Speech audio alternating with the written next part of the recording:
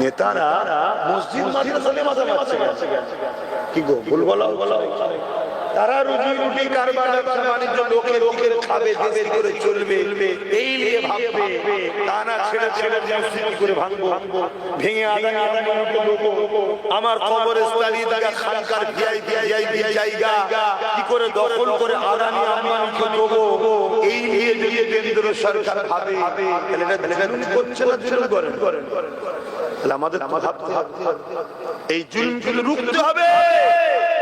কিন্তু আবার আমরা এক জায়গায় করছি জুলুমকে রুখার নামে তাদেরই ঘরের লোকের উপরে ভরসা। তাহলে ভুল জুলুমকে রুখতে গেলে নিজে দেখতে হবে। মসজিদ আল্লাহ পাকের ঘর, এই ঘরকে যে মুহাব্বত করবে আল্লাহ বাবাকে জান্নাতে জায়গা দেবে। মাদ্রাসা হলো নবী পাকের ঘর, এই মাদ্রাসাকে যে পেয়ার করবে আল্লাহ বাবাকে জান্নাতে জায়গা দেবে। এক কথা মসজিদ মাদ্রাসা হলো ইসলাম আমার কাজ, এখান থেকে ইসলামের প্রশিক্ষণ দেয়া হয়। আজকে মসজিদ মাদ্রাসা আলাদা করে শিক্ষা দেয়া হচ্ছে, কিন্তু আমার নবী পাক সাল্লাল্লাহু আলাইহি ওয়াসাল্লাম মদিনার নববী শরীফে নামাজ আদায় করতেন এবং মদিনার নববী শরীফ থেকে দ্বীনের শিক্ষা দিয়ে থাকতেন। আমার দিনকে বিচারতে চাইবে আমাদের ছেড়ে দিলে হবে। আপনারা কি বলছেন, ছেড়ে দিয়ে যাবে না?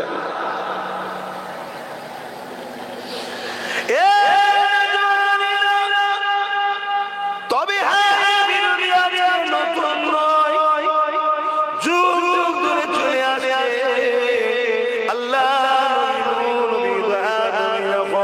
মক্কা জমিনে নায়ের কথা, ইনসাফের কথা, তাওহীদের কথা, রিসালাতের কথা, মানবতার কথা, ইসলামের কথা নবী আমার যখন প্রচার করতে শুরু করলো আল্লাহ নবীর বিরুদ্ধে জালিমরা লেগে গেল। যারা আমার নবী পাককে অনেক দিক দিয়ে মিটাতে চেয়েছে, কখনো কুয়া করেছে নবী পাককে কুয়ায় ফেলে দেবে বলে, কিন্তু সেই কুয়ায় তারা নিজেরাই পড়েছে। কখনো আমার নবী পাক সিজদায় পড়েছে, নবী পাকের পিঠে ওয়াজাদার ভুঁড়ি চাপিয়ে দিয়েছে, এইভাবে অনেক কষ্ট দিয়েছে। এমন কি আল্লাহ নবীর সাহাবী হযরত আবু বকর সিদ্দিক নবী পাকের হাতে হাত দেওয়ার জন্য আবু বকর সিদ্দিককে কাবার জমিনে পা খুলে খুলে আবু বকরকে মেরে মেরে পুরো শরীর রক্ত করে দিয়েছে। এক লক্ষ্য ইসলামকে মিটিয়ে দাও, ইসলামকে রেখো না। কেন রে বাবা, ইসলাম কি করেছে? না ইসলাম ইনসাফের কথা বলে, ইসলাম ইনসানিয়াতের কথা বলে, ইসলাম দাসত্বতার বিরুদ্ধে, ইসলাম জালিমদের বিরুদ্ধে, ইসলাম মুসলিমের পক্ষে, ইসলাম খুনিদের বিরুদ্ধে, ইসলাম গরিবদের পক্ষে, ইসলাম লুটেরাদের বিরুদ্ধে, ইসলাম ইনসানিয়াতের পক্ষে।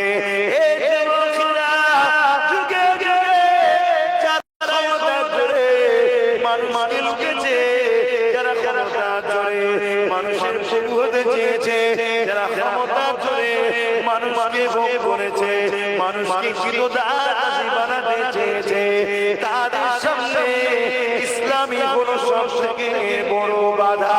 কারণ ইসলামের আলোর কাছে তাদের অন্যায় অত্যাচার দুর্নীতি বারবার প্রকাশ হয়ে গেছে। তারা তাদের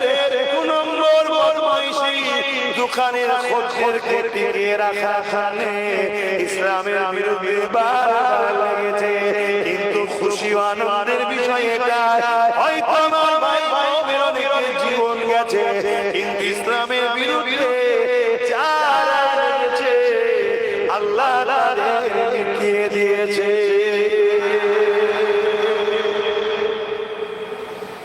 কত বড় বড় সুপার পাওয়ার রোম, পৃথিবীর সুপার পাওয়ার।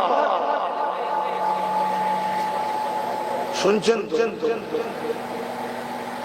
আমার আজকে একটা প্রোগ্রাম ছিল বাগনা নাম শুনেছেন কি জানি পানি তো সারা দিন কম বেশি হচ্ছে তা আল্লাহ আল্লাহ বলছিলাম আল্লাহ প্রোগ্রাম কি হবে আপনি জানেন তো ওই সময় প্রোগ্রাম তো হলো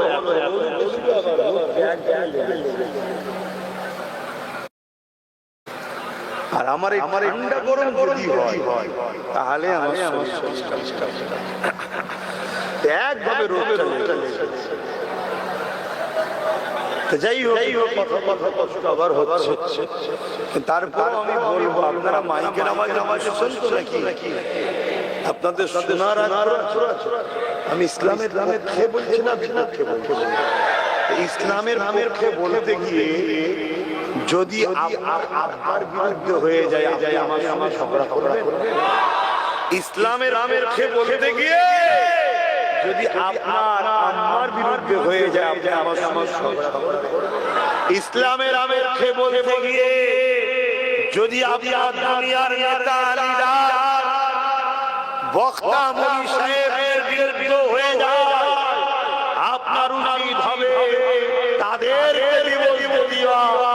ইসলামকে ছেড়ে দিয়া নয় ইসলাম কারো ভাই চলে না ইসলাম চলে কালামুল্লাহর হাবিবুল্লাহ জোরে বলুন সুবহানাল্লাহ তাই আমরা উলামাকে সম্মান করব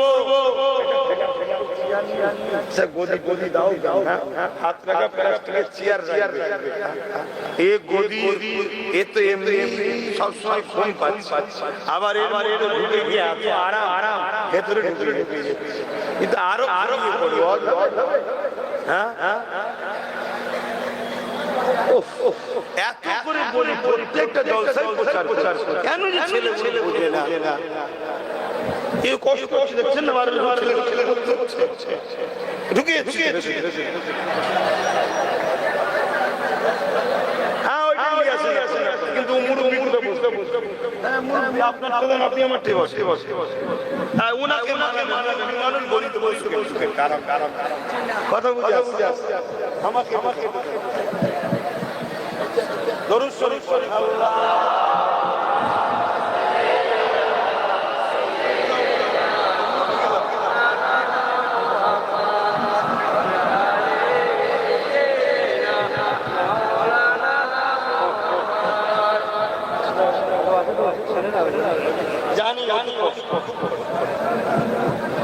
হতে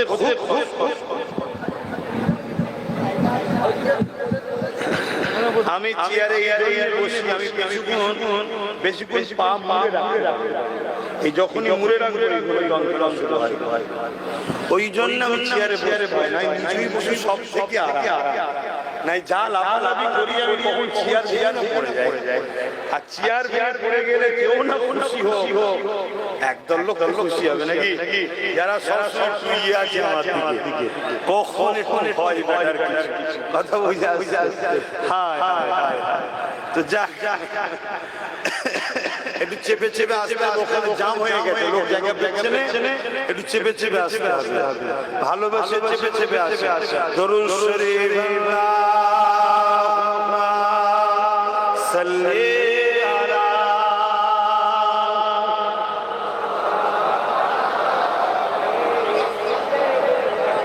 তোমরা মাথা সরাও হ্যাঁ মাথা সরাও ঠিক আছে তোমরা মাথাগুলো সরাও ঠিক আছে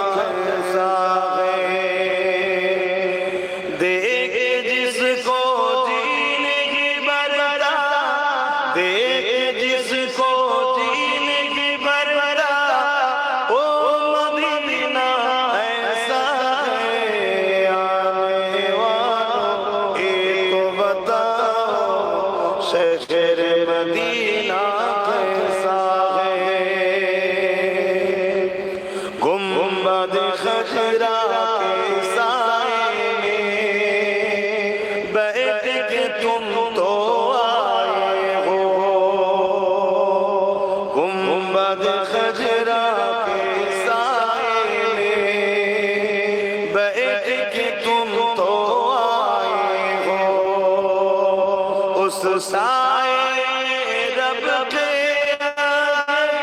उस साए में रब के आगे सिजदा करना कैसा है आने वालों ये तो बताओ शहर मदीना कैसा है देख जिसको जी नहीं भरता देख जिसको जी नहीं भरता ओ ऐसा है आने वालों ये तो बताओ शहर मदीना कैसा है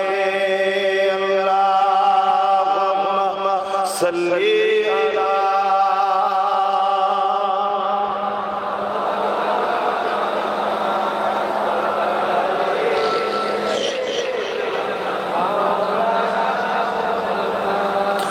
मुसलमान ছেলে মেয়েরা তরুণেরা বাপেরা এ নওজওয়ানেরা এ দুনিয়ার মুমিনের আল্লাহ পাক তোমাকে আমাকে পরীক্ষা নেবে মনে রেখে যে বনি ইসরাঈলকে পরীক্ষা নিয়েছে ফিরাউনকে ক্ষমতা আল্লাহ দিয়েছে ফিরাউনের সৃষ্টি আল্লাহ করেছে বনি ইসরাঈলকে কওমকে পরীক্ষা নিয়েছে ফিরাউনকে খোদা দাবি করে দিয়েছিল এ নওজওয়ানেরা ঠিক তেমন ইব্রাহিম আলাইহিস সালামের উম্মতকে আল্লাহ পরীক্ষা নিয়েছে নমরুদকে পাঠিয়ে দিয়ে এইভাবে যুগে যুগে যুগে আল্লাহ পাক পরীক্ষা নিচ্ছে নেবে আমাকে আপনাকে পরীক্ষা নিচ্ছে আজকে দিও আমার আপনার নামে ও সামনে অনেক ফিরাউনের দিলের নাই লোক রয়েছে যারা ইসলামকে মিটাতে চাইছে এই জায়গায় আল্লাহ পাক তোমাকে আমাকে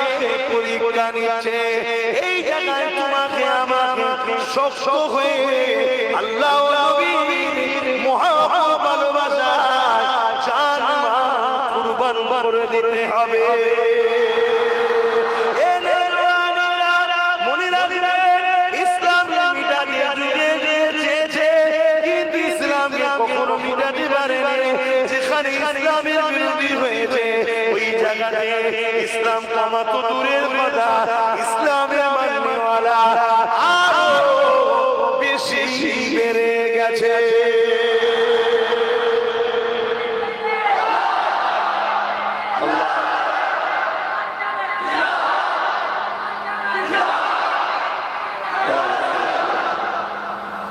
আজকে যুগে যুগে হয়েছে নতুন কিন্তু সমস্যা হচ্ছে আমরা বড় দুর্বল হয়ে গেছি আমরা তো বড় দুর্বল হয়ে গেছি এটাই হচ্ছে বড় সমস্যা ইসলাম ছিল আছে থাকবে ইসলামকে কখনো কেউ মিটাতে পারেনি আর পারবে না কিন্তু আমরা ইসলাম থেকে দূরে সরে যাওয়ার কারণে আমরা না মিটে যাই আমাদের উপরে না ক্ষতি হয়ে যায় কেন ইসলামের সঙ্গে জুড়ে থাকবে যে আল্লাহ ইসলামকে বাঁচাবে তাকেও নিরাপদে রাখবে জোরে বলে সুবহানাল্লাহ আমরা দেখেছি বদরের ময়দানে আল্লাহ নবী ও সাহাবাকে মিটাবার জন্য মদিনা শরীফ মিটিয়ে দেবার জন্য 1000 সৈন্য নিয়ে আবু জেহেল আগে এসেছিল আমরা সেই সময় হয়েছে যেখানে মাত্র 313 জন ছিল হাতে খাজুরের ডাল নিয়ে অস্ত্র বাহিনীদের বিরুদ্ধে লড়াই করেছে এই যুবকেরা তরুণেরা বাপেরা এই 313 জনকে আল্লাহ পাক বিজয় দিয়ে দিয়েছে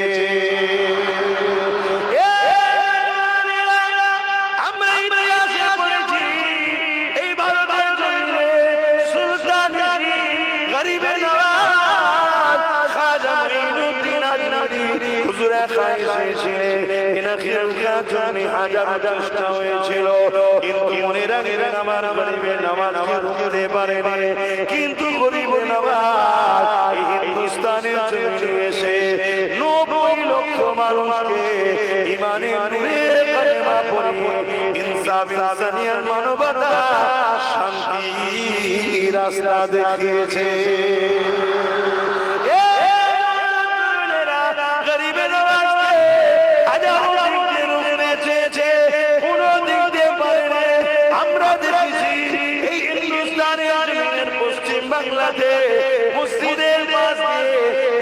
যদি কাজ করে যেত তখন ব্রিটিশের হুকুমত ছিল আমার মুজাদ্দিদুজ্জামান দাদা খোদা পীর কিবলা কলিকাতা শহীদ মিনারে ব্রিটিশ হুকুমত অহংকার দিয়ে বলেছিল এই ব্রিটিশ হুকুমত তোমরা হিন্দু ইসলামের বিরুদ্ধে হয় তোমার নজিরের বিরুদ্ধে হয় তোমার আমি আবু বকর মানি না আমি আবু বকর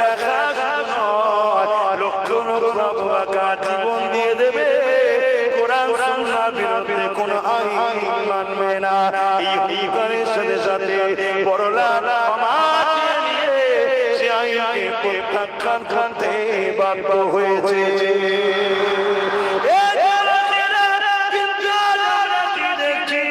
আমাদের উপরে একটার পরে ইসলাম বিরোধী আইন চাপাচ্ছে একটার পরে শরিয়ারি আইন চাপাচ্ছে একটার পরে আমাদের মিটাবার জন্য ব্যবস্থা করছে এটা করতে করতে থেকে ভয়ানক হয়ে গেল মুসলিম মাদ্রাসাকে মিটিয়ে দিবার আইন হয়ে গেল কিন্তু সেই রকম হুঙ্কার সেই রকম লড়াই সেই রকম মুখে দিবার চিন্তা ভাবনা মুসলমানের মধ্যে দেখছি না আছে কেন নেই অনেক দূরে সরে গেছে ইসলাম থেকে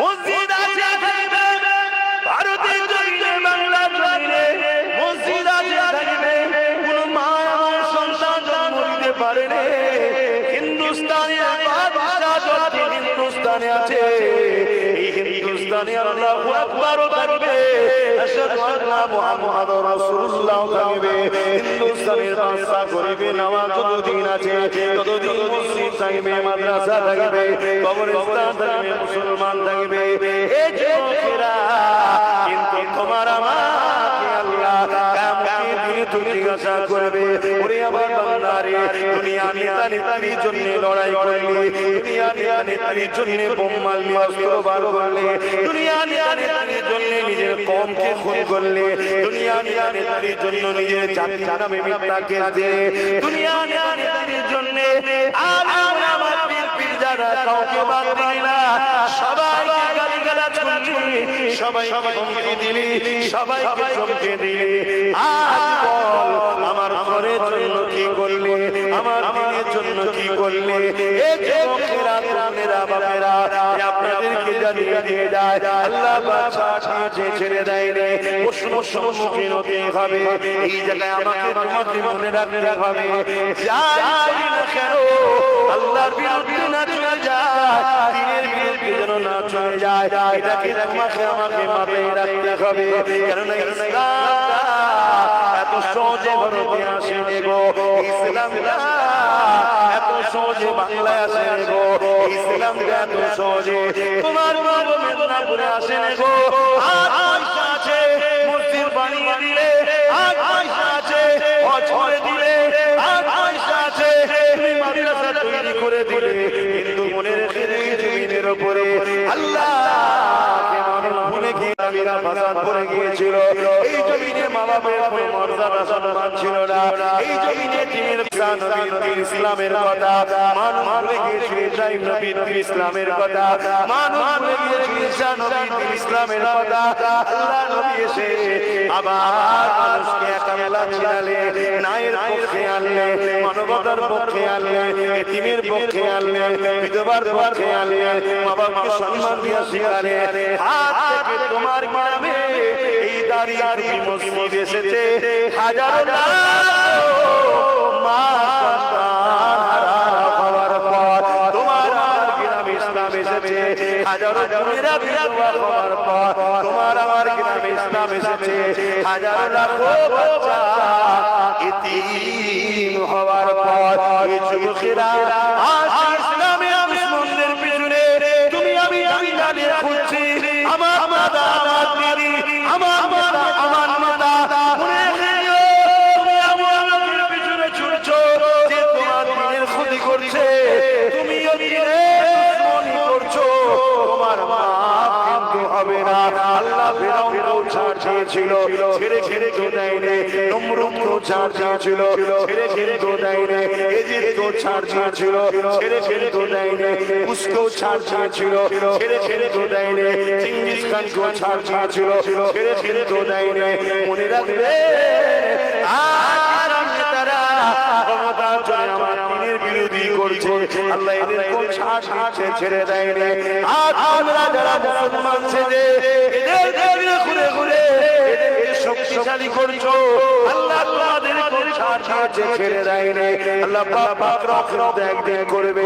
গুনার মাপ আছে, অন্যায়ের মাপ আছে, সিনেমা যাত্রা ফাংশন দেখে বেরোছো মাপ আছে, কিন্তু ইসলামের ক্ষতি যদি করো বা ক্ষতিকার শক্তিশালী করো, এতে তোমার মাপ হবে না।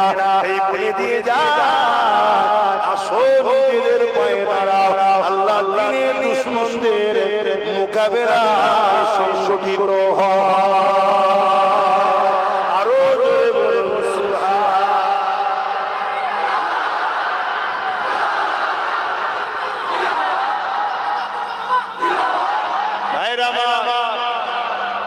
আল্লাহ দ্বীনের দুশমন যারা যারা বিরুদ্ধে সংগঠিত হওয়া দরকার। আমার লড়াই লড়াইয়ের বিরুদ্ধে নয়, আমার লড়াই খ্রিস্টানের বিরুদ্ধে নয়, আমার লড়াই আদিবাসী দলিতদের বিরুদ্ধে লড়াই নয়, আমার লড়াই সেই ব্যক্তির বিরুদ্ধে যারা ইসলামের বিরুদ্ধে, ইসলাম মানে না সেটা তার ব্যাপার, আল্লাহর জবাব। শুনছেন? কিন্তু মেনেও ইসলামের ক্ষতি করে ভেতরে ভেতরে, তার বিরুদ্ধে লড়াই, আর তুই মানিস না তোর ব্যাপার, তুই আমার বিরোধী করবি, তার বিরুদ্ধে লড়তে। ঠিক না বেটি? এক কথায় বলতে পারি আমাদের মূল শত্রু হলো কেন্দ্রে বসে আছে বিজেপি সরকার, তার বিরুদ্ধে লড়াই। ঠিক না বেটি?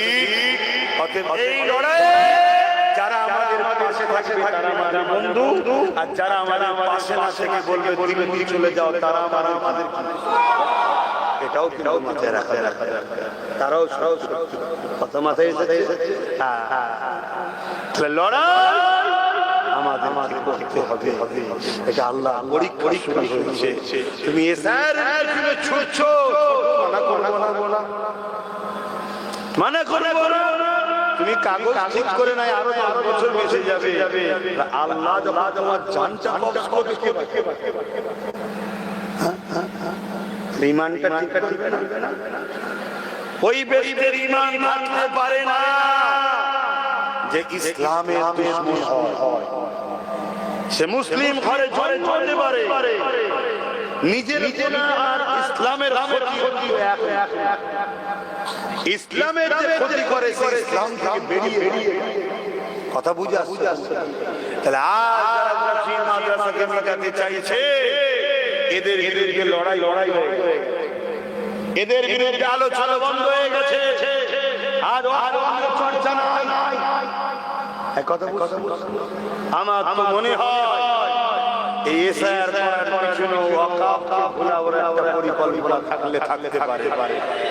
কেন ওয়াকাফের আলোচনা কত আমি এতটুকু বলতে পারি, তোমরা সবাই ভালো নরেন্দ্র মোদী হোক আর অমিত শাহ হোক, আর তোমাদের নতুন করে যে খেয়ে এখন কমনালিটি হয়েছে, এ তোমাদেরকে এদের অধিকার যে ভারত শুনছেন না? যে ভোটার কার্ডে ভোট দিবে, যে ভোটার কার্ডে লাইনে দাঁড়ালে যদি ভোটার কার্ডটা না হয়, নির্বাচন কমিশন কথা বুঝে আসছে। এগুলো আমার মনে হয় একটা আতঙ্ক ছড়িয়ে দিয়ে, ভয় দেখিয়ে, হ্যাঁ হয়তো কিছু মানুষকে ফাঁসাবে, মানুষের পক্ষে নয়, অস্বীকার করা যাবে না, কিন্তু মূলত আমার মনে হয় যে ওয়াকাফ আন্দোলনটাকে ভোলাতে চাইছে। কেন ওয়াকাফটা এমন বড় একটা ইস্যু, ওয়াকাফ যদি চলে যায় আমাদের ইসলামের কষ্ট চলে। আমি কি বলছি আমার সাথে একমত হতে পারছেন কি? একটু হাঁকি না বলুন, কেন আমি ছোটখাটো মানুষ, আমার থেকে অনেক বড় বড় মানুষ আছে, ভিআইপি কথা বুঝে আসছে, যারা বড় বড় মাইকে ভাষণ দেয়, আবার দেখা যায় ইসলামের দুশমনদের সঙ্গে একসাথে বসে মুখে মুখ রেখে কথাও বলে। এমন আছে না?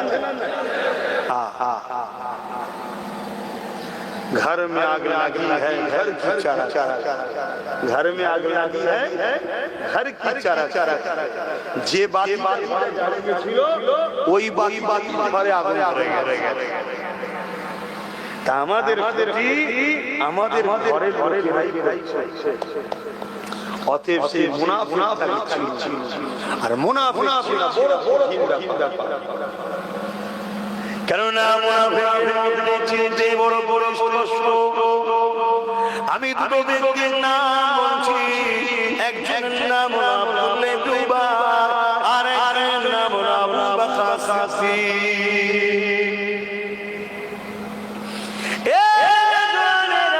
আবু বকর সিদ্দিকের মুখে দাঁড়িয়ে মাথায় টুপি পাগড়ি জুব্বা, আব্দুল ইববা মুখে দাঁড়িয়ে মাথায় টুপি জুব্বা পাগড়ি। আব্দুল ইববা নবীর পিছনে নামাজ পড়ে, আবু বকর সিদ্দিকও নামাজ পড়ে। আব্দুল ইববা নবীর কাতারে দাঁড়িয়ে জিহাদের ময়দানে যায়, আবু বকর সিদ্দিকও যায়। আবু বকর সিদ্দিক নবীর সঙ্গে হজে যায়, আব্দুল ইববা নবীর সঙ্গে হজে যায়। আবু বকর সিদ্দিক দিনের জন্য মাল খরচ করে, আব্দুল ইববা দিনের জন্য মাল খরচ করে। আবু বকর সিদ্দিক রোজা রাখে, আব্দুল ইববা রোজা রাখে। আবু বকর সিদ্দিক নবীর মজলিসে বসে কোরআন শুনে, কালামুল্লাহ শুনে, আব্দুল ইববা বসে শুনে। এই যুবকেরা কিন্তু কোরআন ঘোষিত আব্দুল ইববা জাহান্নামী, আর আমার আবু বকর দুনিয়া থেকে জান্নাতে সার্টিফিকেট পেয়েছে।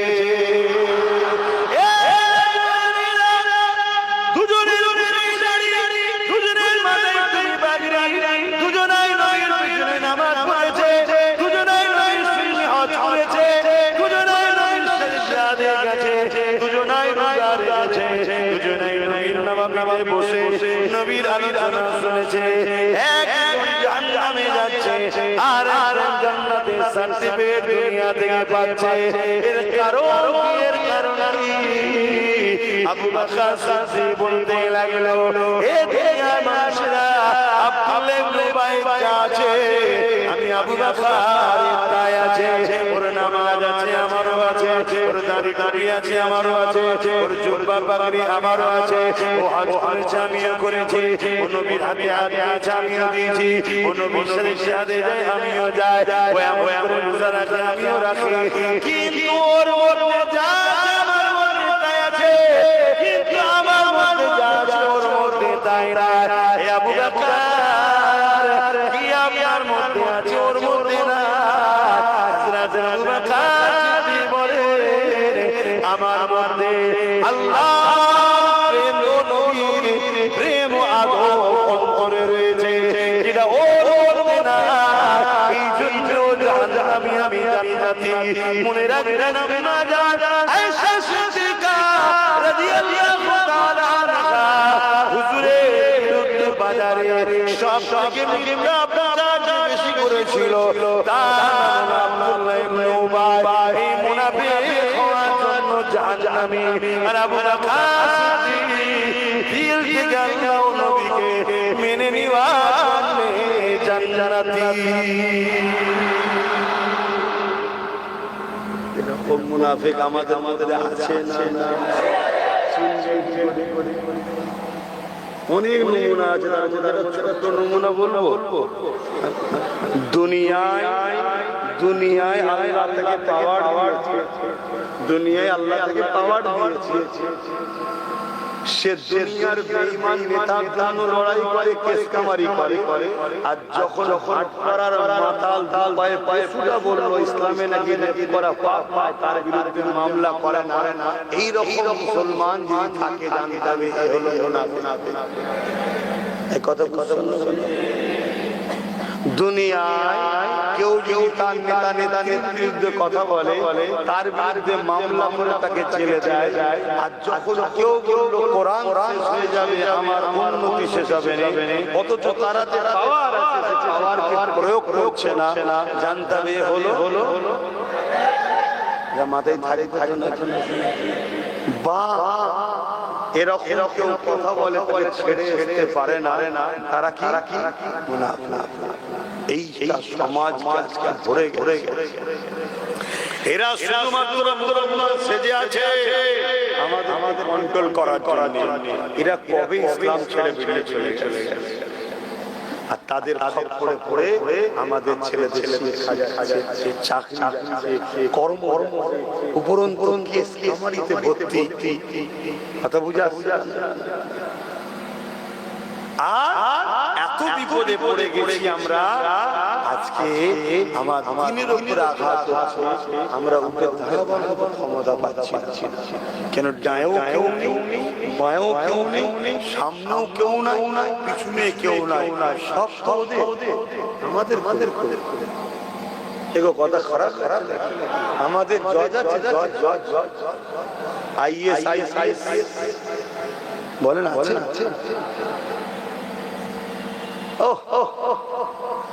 শুধু মুসলিম পাড়া গুন্ডা দুটো করে তৈরি করা আছে, না সবাই না, একটা দুটো করে গুন্ডা তৈরি করেছে। কি জন্য?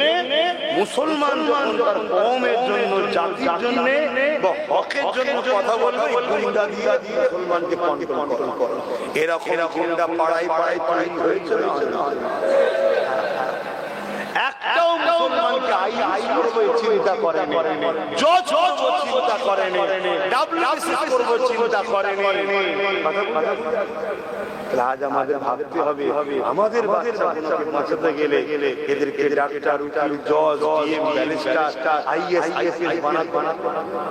বানাতে গেলে জিনিস লাগে।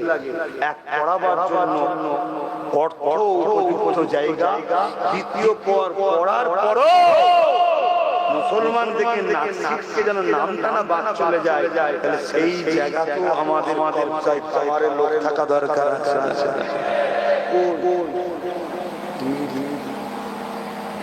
আব্বাস সিদ্দিকী ভাবাচ্ছে, আর এই ভাবাচ্ছে বলেই ৭৯ বছর ধরে যারা তোমাদেরকে গোলাম বানিয়ে খাচ্ছে, তাদের তারা আমার আগে পিছু করে দিয়েছে, এখান থেকে না, এখান থেকে হ্যাঁ, এখান থেকে বলো, এখান থেকে দেখো, তুলে সব সেটিং করে সমাজে মিথ্যা প্রোপাগান্ডা ছড়াচ্ছে, যাতে মুসলিম মান নজরে আমি খারাপ হয়ে যায়, যাতে আমার কথায় সমাজ না শুনে, এই সমাজ যদি না শুনে আরো ৭৯ বছর তোমাদেরকে গোলাম বানিয়ে রাখতে সুবিধা হবে না। আর যদি শুনে ফেলে, আব্বাস সিদ্দিকীর একটা কথা যদি পশ্চিম বাংলার মুসলমান রাতারাতি মাথায় নিয়ে নেয়, এ মুসলমানদের আর সমস্যা থাকবে না। দুনিয়া আর ধর্মীয় খেয়ালে সমস্ত নেতাকে যদি একমাত্র নেতা মুহাম্মদ রাসূলুল্লাহকে লিডার বলে মেনে নেয়, এতে দুনিয়া আখিরাতেও কোনো টেনশন নাই। জোরে বলে সুবহানাল্লাহ। সে এক কথা হলো কি, চেয়ারের একটা পায়া দরকার। কি কথা? চেয়ারের একটা, এটা আমার কম ভাবা আছে, ভুল করছি। আজকে যদি চেয়ারের একটা পায়া থাকতো, তাহলে এই পশ্চিম বাংলায় কমসে কম একটা আইন তৈরি হতো, যে আইনটা বলে তেলে যেতে হয়েছে। কেরলে আইন তৈরি হয়েছে, যেখানে ওই ইউনিফর্ম বলে 2025 কালা কানুন সেখানে হবে। কথা বুঝা? তাহলে আমাদেরও যদি একটা পায়া থাকতো, তাহলে আমরাও বলতাম এই আইন করো, তাহলে শব্দ থাকবে, আর বিচ্ছেদ হয়ে যাবে। আজ আমাদের কবরস্থান নিয়ে, আমাদের খানকা নিয়ে আমাদের ভাবতে হতো, আর না ইসরায়েল ভাবতে হতো। যদি আজ আমাদের একটা পায়া থাকতো, তাহলে তো আজকে এসআইআর তো বিল পাস করা হতো, যে এসআইআর আমার রাজ্যে হবে না। শুনছেন? যদি আজ একটা পায়া থাকতো, তাহলে আজকে প্রত্যেকটা জায়গায় আমরা আমাদের বাচ্চাদেরকে রাখতে পারতাম। কিন্তু দুঃখের বিষয় আজ যদি আমাদের একটা পায়া থাকতো তাহলে ওই যে অর্জুন সিং ইসলামের বিরুদ্ধে বললো এতক্ষণ ছেলে ছেলে ছেলে আজ যদি আমাদের একটা পায়া থাকতো তাহলে আমার রাজ্য সরকারকে তখন বলেছিল আমাদের আল্লাহ সঙ্গে সঙ্গে উনি প্রতিবাদ করে ক্ষমা শুনছেন না শুনছেন কিন্তু আমরা বুঝলাম না আসেন এখনো সময় আছে পরিবর্তন আসেন ফিরে যান আলোচনার দিকে হযরত ওমর ফারুক হুজুরের কথাটা একটু বলেছিলাম ওই কথাটা একটু বলে কি গো নবত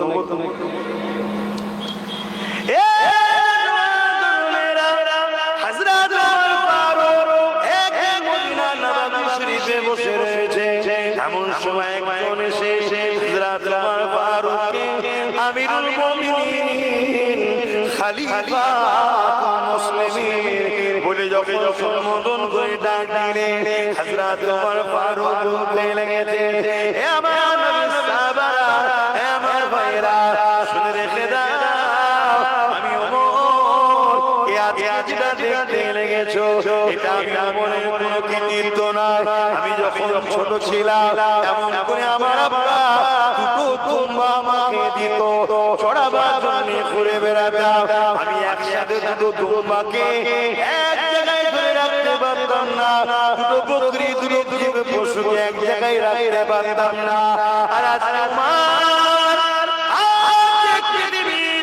সুলতান খলিফাতুল মুসলিমিন এবং বাকি পৃথিবী আমার সামনে ঠকঠক করে কাঁপে এ দুনিয়ার মানুষেরা এটা উমারের কোনো কৃতিত্ব নয় এটা হলো আল্লাহ মুহাম্মদ রাসূলের গোলাম আরো বলুন সুবহান এই তোমাদেরকে বলি দুনিয়া করতে হবে কারবার করতে হবে ব্যবসা করতে হবে সংসার করতে হবে রাজনীতি করতে হবে সবটাই করো কিন্তু মুহাম্মদ রাসূল ছাড়া দ্বিতীয় কাউকে নিরান নয় দ্বিতীয় কেউ নেতা নয় দ্বিতীয় কেউ আমাদের জন্য পথ প্রদর্শন নয় মুহাম্মদ রাসূলের গোলাম নিজেকে বানা মুহাম্মদ রাসূলের যদি গোলাম হতে পারো তাহলে মনে রাখবে দুনিয়া তো তুমি শানওয়ালা হবে তুমি সম্মানিত হবে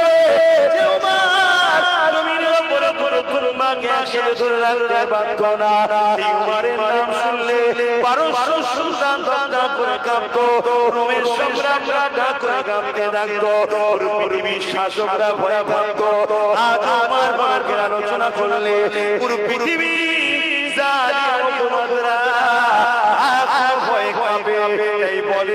আর কি আলোচনা নাই তোমার আলোচনা করবে তোমার আলোচনা শুনলে আজকে জানি নিজের ভয় লাগে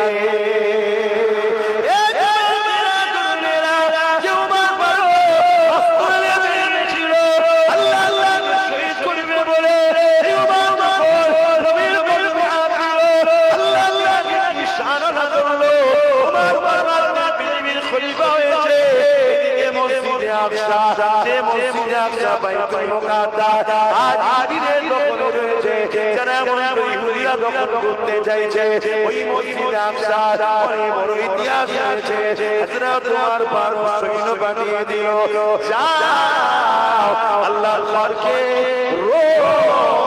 সম্রাট সৈন্যদের হাত থেকে আযাদ করো উদ্ধার করো হযরত ওমর ফারুক সৈন্য গিয়ে মসজিদে আকসাকে রোম সম্রাটের হাত থেকে উদ্ধার করলো রোমের সৈন্যরা ওমর ফারুকের পাঠানো সৈন্যদের কাছে হেরে যায়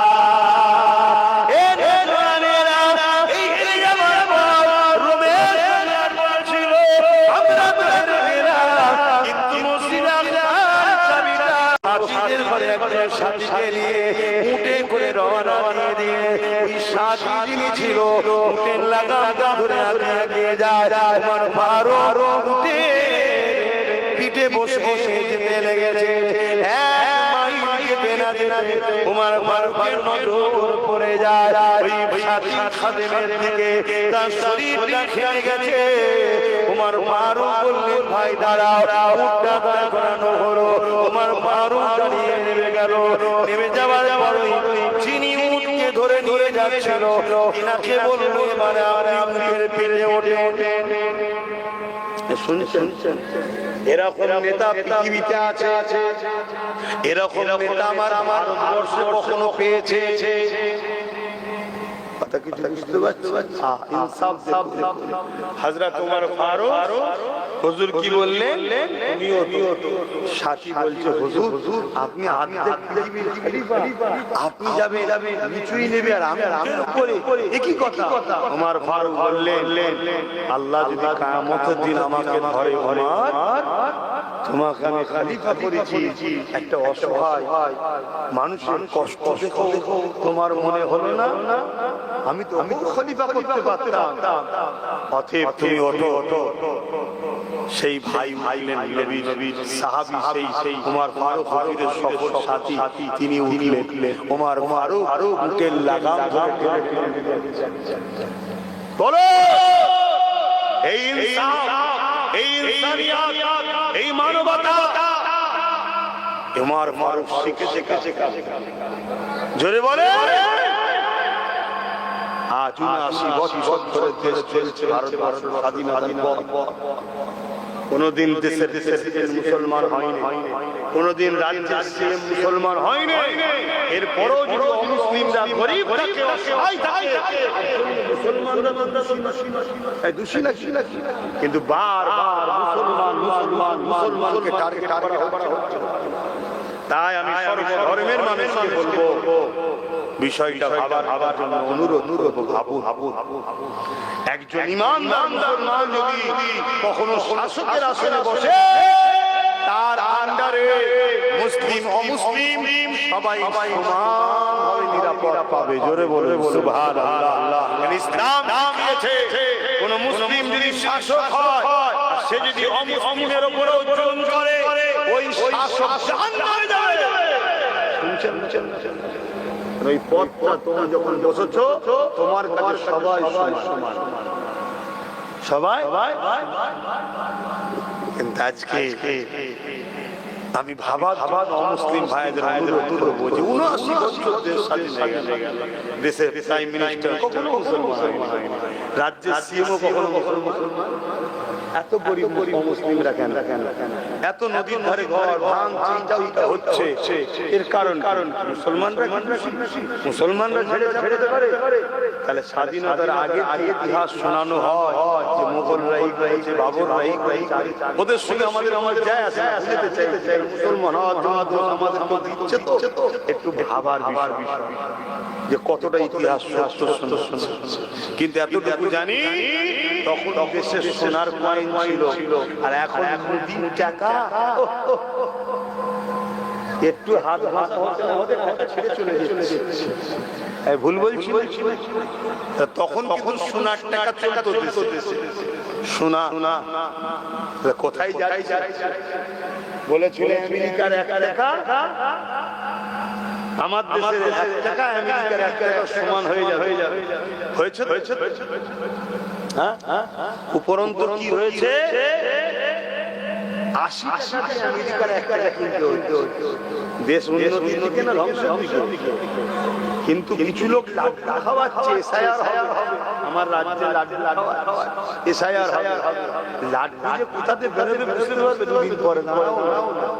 কেন অন্য রাজ্যে হয়েছে যারা লাভ ছিল তারা বেশি বুঝছেন তো নাকি? যারা লাভ ছিল তারা বেশি। কমন ব্যাপার, এ পাড়ায় ৮০% মুসলমান, ও পাড়ায় ৮০% হিন্দু। কমন ব্যাপার।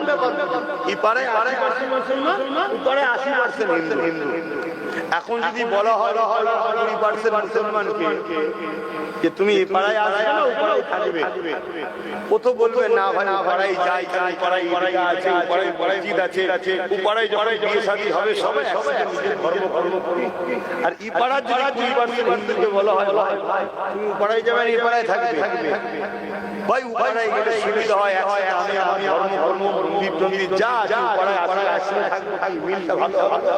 এখান থেকে সব চলে গেছে, যত এসেছে ওখান থেকে কিছু মাথায় না ঢোকে না।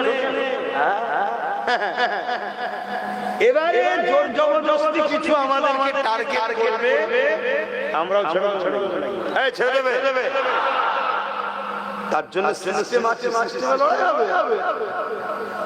তবে আমি তার মতো বলছি না আমি হতে দেবো না, কেউ বলেছিল না মরে গেছে, তাহলে হচ্ছে কি করে? হচ্ছে কি করে? এসব চিটিংবাজি চিনুন, এরা প্রতারণা করে, চিটিংবাজি শুনছেন তো নাকি? খুব সাবধান, আবার নতুন করে বলছে, নতুন করে আবার আরো 1 লক্ষ লোক ঘিরে ফেলবে। কেন রে? মাত্র 1 লক্ষ লোক নিয়ে যাবি কেন? মাত্র 1 লক্ষ লোক নিয়ে যাবি কেন? সব তোদের হাতে ক্ষমতা শুনছি, তার মানে জানছে আমাদের পাতা ফাঁদে লোকের পা দিচ্ছে না, চিড়িয়া দিচ্ছে না শুনতে। এই জন্য বলছি 1 লক্ষ। আরে ঘিরতে যদি হয় যত জনের উপরে জুলুম হবে তারাও যাবে, আর যাদের উপরে জুলুম হবে না মানবতার খাতিরে তাদেরকেও যেতে হবে। এটাই তো প্রেম নাকি? যে ইনসাফ দেখিয়েছেন আমার ফারুক আযম। আজকে কি নামাজ আছে তো হ্যাঁ 8টায় আজান, তাহলে তো সময় আছে। বলি হযরত ফারুক আযমের কথাটা বলি তো হুজুর আবার ওই খাদেম উটের পিঠে যাচ্ছে, হুজুর রশি ধরে নিয়ে যাচ্ছে। আবার ওমর ফারুক উটের পিঠে উঠেছে, খাদেম রশি ধরে নিয়ে যাচ্ছে। আগে কোনো গার্ডও নেই, বডিগার্ডও নাই। শুনছেন তো নাকি? আর এখন পাবলিক যদি নাও অসুবিধা নেই, 3000 4000 কত বুঝছেন? আবার তোমাদের জেলা বলছিলাম, বুঝতে পারছেন তো নাকি? হ্যাঁ, কদিন আগে রুমাল মাথায় দিয়ে কি ইফতার খেয়েছে, খুব মজা লেগেছে না? যদি প্রকৃত এসআইআর হয় আগে যাবে। এদের বাড়ি সব নয়, জানেন তো নাকি? ইরাক থাকবে, অন্যজন যাবে।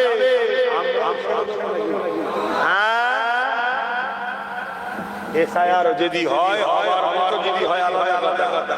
যদি একটার পর হয় গরিবের উপরে জুলুম হয়, ছেড়ে দিয়া নেই, পুরো ঘিরে বেঁধে ফেলা হবে। কথা বুঝছেন না? বোঝেন প্রমাণ এদের প্রথম হবে।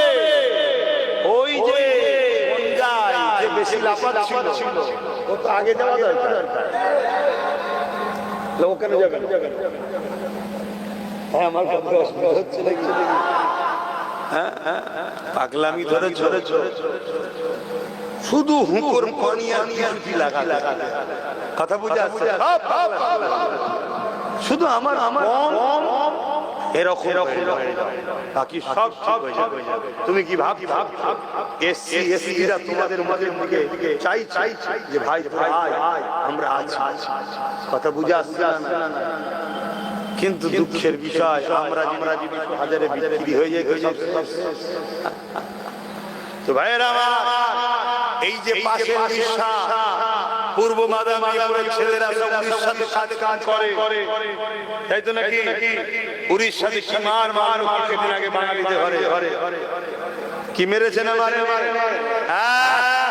উড়িষ্যাতে মেরেছে। উড়িষ্যাতে 3 লক্ষর উপরে উড়িষ্যা 3 লক্ষর উপরে আমার পশ্চিম বাংলায় আছে। আর পশ্চিম বাংলার হয়তো 30,000 বেশি বেশি করবেন না। 30,000 যে মারছে, আমার তেল দিয়ে ঘুমোচ্ছিল। আমার রাজ্য সরকার তো বলতে বলতে সরকার একটাকে যদি আরেকবার মারিস লোককে বার করতে পারবে। কথা ভুল বলা হচ্ছে নাকি? এই কথা ভুল বলা হচ্ছে না। এই শহরের ভেতরে ভাই ভাই ভাই কথা বুঝে আসছে না? বলতে তো পারতো যে 30,000 খেলিয়ে চলে আসবো, 3 লাখকে বার করে দেবো, ওই 3 লাখের জায়গায় 30,000 কে অনেক পনেরো ফাঁকা থাকলে কাজে লাগিয়ে দেবো। একটা হুমকি দিলে না ঠান্ডা হতো না। কিন্তু দুঃখের বিষয় চেয়ারে থাকতো, একে দিয়ে বলি অনেক সময় ঘি সুজা করে না বেরোলে আগে খাতে হয়। এই আগুন দেখানোর জন্য কলারটা যদি হাতের মধ্যে থাকে না, সে বেশি লাভ হবে না, টিপলেই চলে যাবো। চেয়ারের পা যদি একটা আমাদের হাতে থাকতো, আমার কম না যদি থাকতো, তাহলে আমরা যদি না হুমকি দাও তাহলে পা খুললো, এই 3 পায়ে বসে থাকা যাবে? তাহলে তখন বাঁধ গলি বাঁচাবার জন্য বলতে আমার মনে চলে যাবে, মার বন্ধ কর। শুনছেন?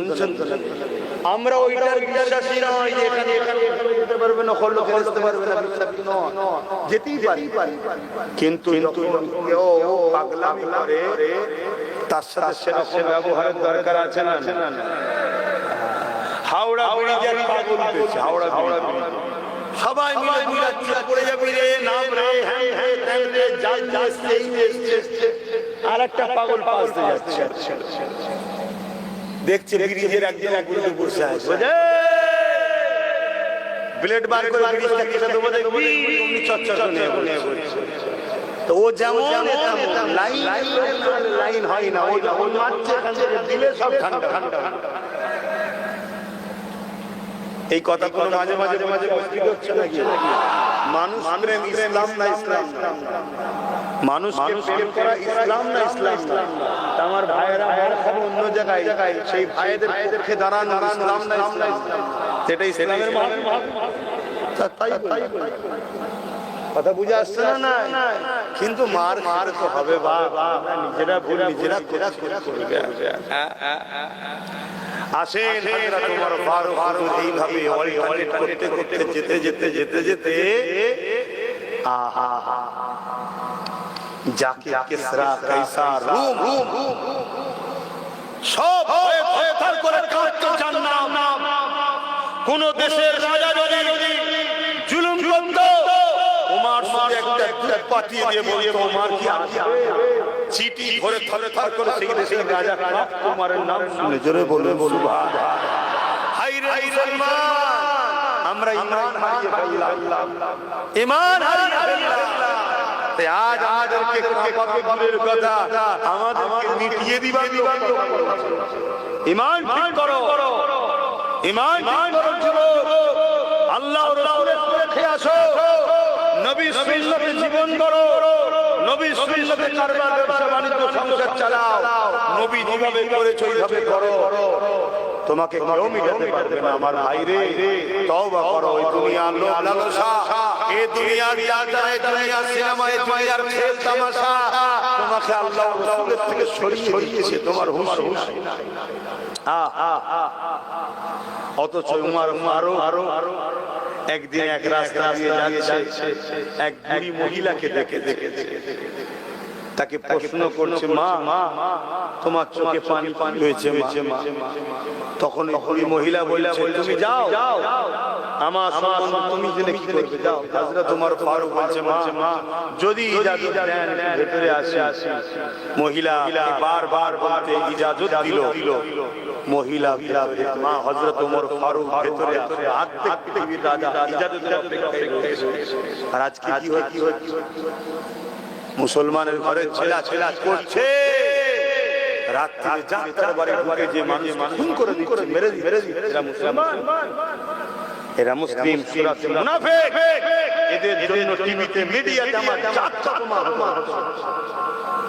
তো ভাইরা আমার ওই সময় তোমার ফারুক বারবার জিজ্ঞেস করছে মা আপনি কাঁদছেন ওই সময় মহিলা বলছেন আল্লাহর হুকুম বড় গরীব অভাবী সংসার স্বামী না আর আমার রাষ্ট্রের কুমার সে আমাদের মাঝে বুঝলাই না তাই অভাব বড় হযরত ওমর ফারুক চোখ ভরা পানি নিয়ে বলছে মা আমার হয়তো খবর পাইনি কে বসে আছে ওমর হয়তো খবর পাইনি মা এই বলে উড়ে গিয়ে জাদু দিয়ে বাইতুল মাল থেকে খাবার টাবার চা আছে সব নিয়ে এসে সেই বুড়ি মহিলাকে দিয়ে বলছে মা আমার হয়তো জানতো না তাকে ক্ষমা করে দাও মহিলা বলছে না কিয়ামতের দিন আল্লাহর আদালতে মাথকে ধরবো যার কথা শুনে পৃথিবীর বড় বড় সুপার পাওয়াররা থারথার করে কাঁপতো মহিলার এই কথা শুনে উমর থারথার করে কাঁপছে আর বলছে না উমর কি মাফ করে দেন মা উমর জানে না হয়তো মাফ করে দেন মা উমরকে মাফ করে দেন বারবার বলার পরে ওই মহিলা বললে যখন বলছো আমি মাফ করে দিলাম জোরে বলেন সুবহানাল্লাহ ওমর বলছে মা আমি হলাম সে উমর আমি জানতাম মা তাহলে বলুন তাদের মধ্যে আল্লাহর ভয় কতটা ছিল আজকে আমাদের মধ্যে যারা আমাদের সমাজের গরিবদের পরিচালনা করার নেতার মধ্যে আল্লাহর ভয় আছে আমি অমুসলিমের কথা বাদ দাও মুসলমানগুলোর মধ্যে আছে লে যা তাদের হবে হযরত ওমর ফারুক ভাবে পল্টানে করতে উটের দিকে যেতে বাইতুল মুকাদ্দাসের কাছে যখন প্রবেশ করছে আল্লাহ পাকের হুকুমটা কেমন দেখো ঠিক এই সময় ওই যে সপরসাদী খাদেম ছিল তিনি উটের পিঠে বসে আছে আর ওমর ফারুকের লাগামটা রয়েছে এই অবস্থায় যেতে লেগেছে সবাই যখন বাইতুল মুকাদ্দাসে অপেক্ষায় রয়েছে এবং রোমের সম্রাট দাঁড়িয়ে রয়েছে অর্ধেক পৃথিবীর খলিফা ওমর তার হাতে বাইতুল মুকাদ্দাসের চাবিটা দিতে হবে সবাই ইস্তেকবার করছে ওই উনার পিঠে বসে রয়েছে তাকে আগে সাহাবা ভাইরা যারা থেকে বলতে লেগেছে এ রোমের সম্রাট এ রোমের খ্রিস্টান মানুষেরা উনি আমাদের সুলতান নয় উনি আমাদের উমর নয় উনি আমাদের খলিফা নয় আরে আমাদের খলিফাকে আমাদের খলিফা হলো যিনি উঠে লাগা ধরে আগিয়ে আসতে লেগেছে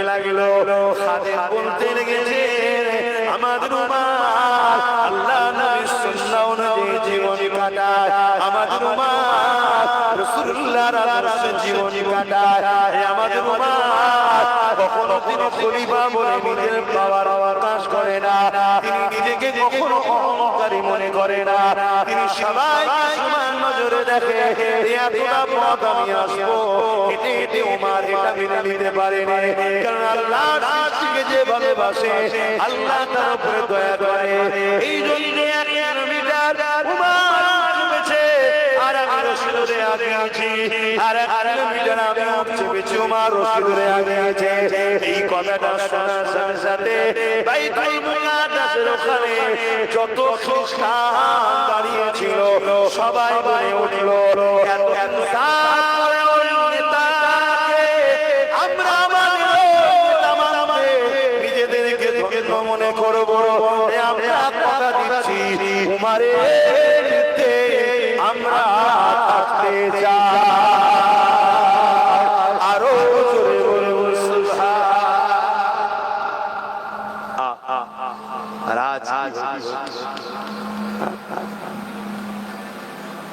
গাড়ির ড্রাইভিং করতো গাড়ির ড্রাইভার এখন নেতা হয়ে হাজার হাজার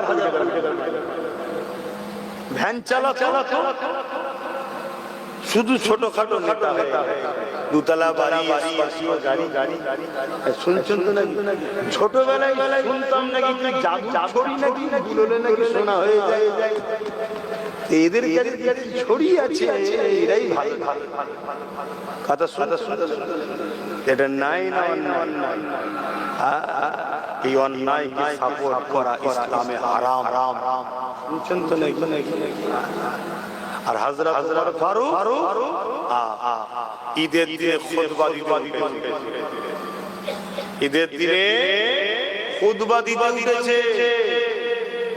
একজন দাঁড়িয়ে বলছে, আমি মুমিন ওমর ফারুক, খুতবা পরে দেবেন, আগে আমার কথার উত্তর দেন, আগে আমার কথা উত্তর দেন। আর এখন ছোট ছোট নেতাকে জিজ্ঞেস করা হয় আমার কথা 3 ইঞ্চি হলো কেন? কি গো উত্তর দেবে? শুধু মারবে,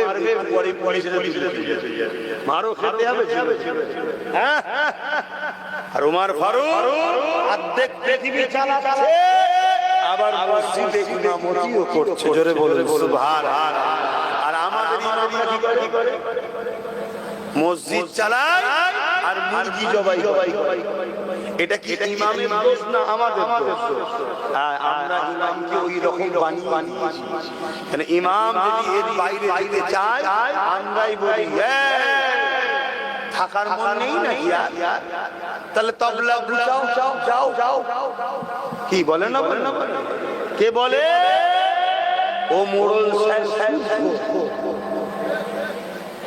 কথা কি গায়? ও মোড়ল সাহেব গাটার বেদিয়ে কোল নিয়েছে হারাম, সে আবার মসজিদে এসে ইমামকে কথা কি হচ্ছে? কিচ্ছু করার নেই, এই যখন সহ্য করে শুনতে হবে। হাত তুলে আমি পেতে পারি সোজা কেন? দিনের জন্য ওমর ফারুক যদি অসুস্থ হতে পারে, দিনের জন্য আল্লাহ মসজিদের জন্য আমি হাত তুলে অসুবিধা আছে?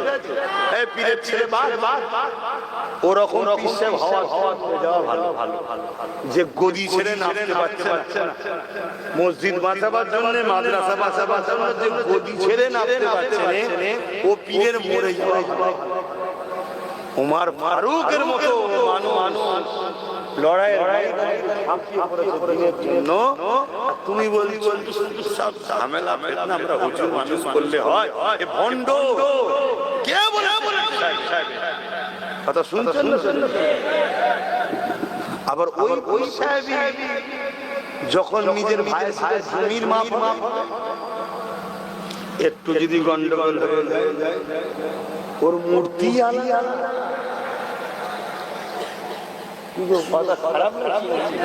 ওর মূর্তি দিনের বেলায় কি বলে, প্রচুর মানুষ ওসব কথা বলা যায়, ওসব পরিবার না।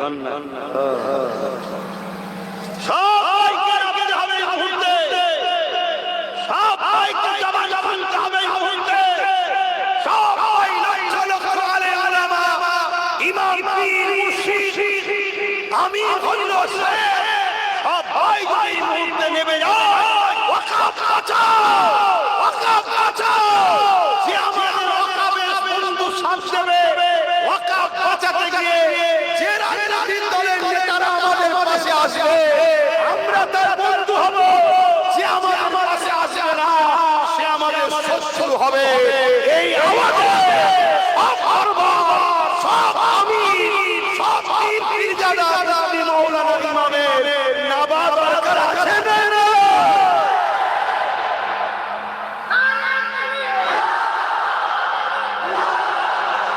শুধু গ্রুপবাজি হচ্ছে, শুধু গ্রুপবাজি।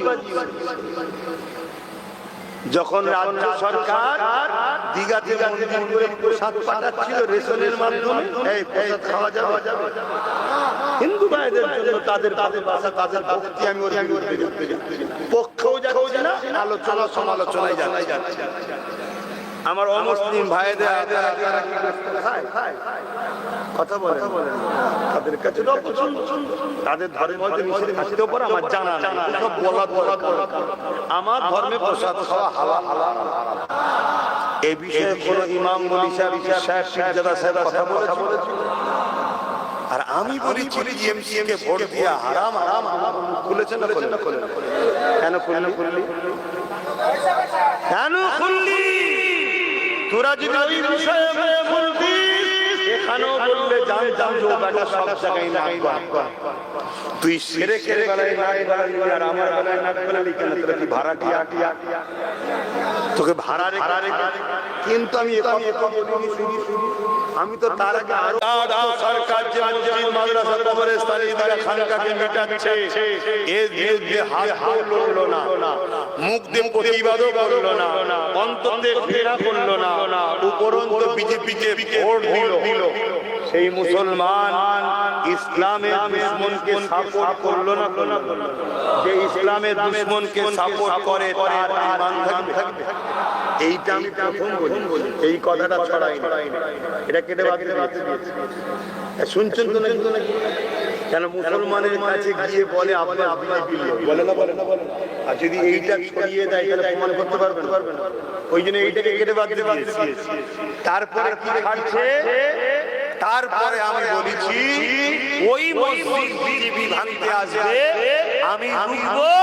আর কেউ যদি বলে এখানে বিজেপির বিরুদ্ধে আন্দোলন করা যাবে না, তুমি চলে যাও, অর্থাৎ মসজিদ ভাঙছে ভাঙো, তুমি রুখতে পারবে না, তাহলে সে বিজেপির বন্ধু না দুশমন? তাহলে তার বিরুদ্ধে লড়াইয়ের দরকার আছে না? অন্যায় দেখলে হাত দিয়ে রোখো, নাই মুখ দিয়ে প্রতিবাদ করো, অন্তরে ঘৃণা করো। তা না করে কোন মুসলমান যদি একে ভোট দেয় এরও ঈমান থাকবে। সবচেয়ে বড় বিষয় হলো কেউ যদি বলে কোরআন শেষ হয়ে যাবে, এই কথাটা নাই। এই অন্যায় না করবে, হাত ধুতে দরকার আছে না? মুখ দিয়ে প্রতিবাদের দরকার আছে না? অন্তরে ঘৃণা করার দরকার আছে না? তা না করে যে কোরআন মিটাবার কথা বলে তাকে যদি কেউ মুসলমান ভোট দেয় তারা মানে তাকে সাপোর্ট করলো। তাকে সাপোর্ট মানে তার সব কথা তার কাজকে সাপোর্ট, তার কথা কাজকে সাপোর্ট মানে তুমি কোরআনের দুশমন হলে না? যে কোরআনের দুশমন হয় তার ঈমান। এত কিছু বলার পরও আবার আমি কিছু জানি, এর পরও আমি বলছি যদি রাজ্য সরকার বলে যে কোরআন শেষে বলাটা আমার ভুল হয়েছে, দিল্লি চলে যাওয়াটা ভুল হয়েছে, তাহলে আলাদা বিষয়, এর বিরুদ্ধে তখন আর বলতে যাব না, ওর বিরুদ্ধে বলি। শুনছেন না?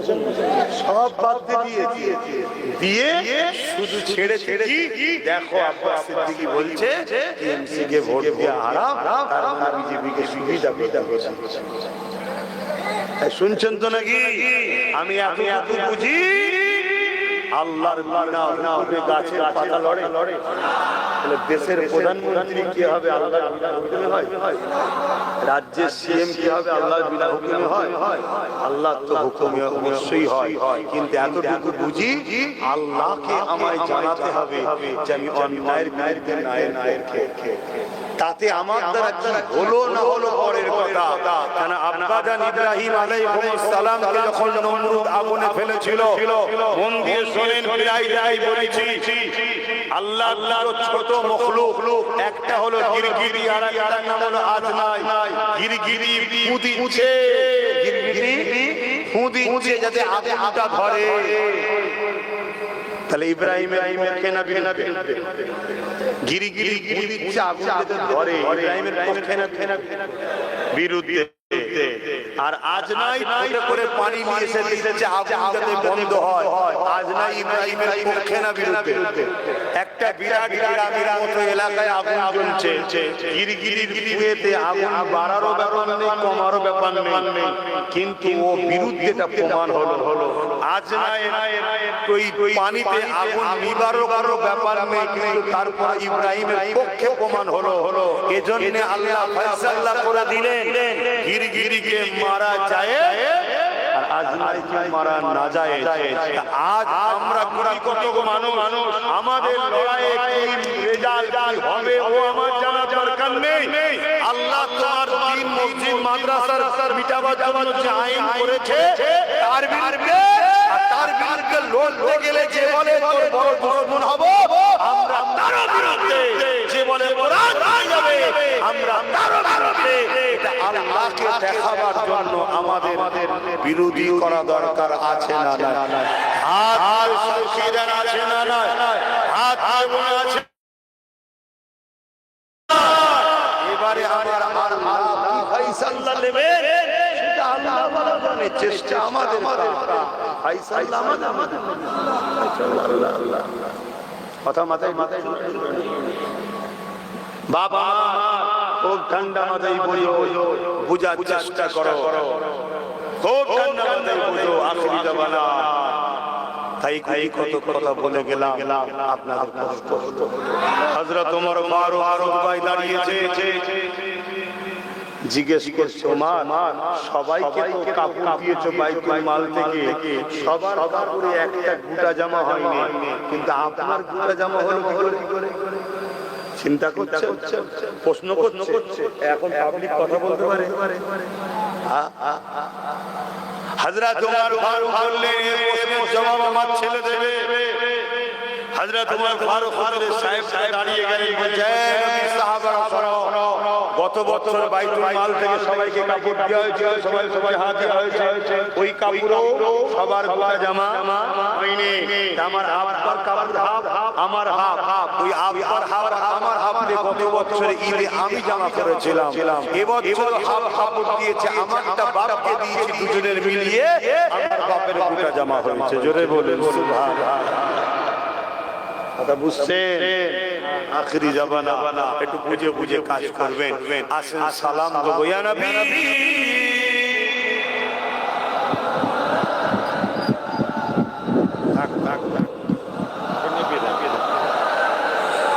ইয়া হাবিবি সালাম।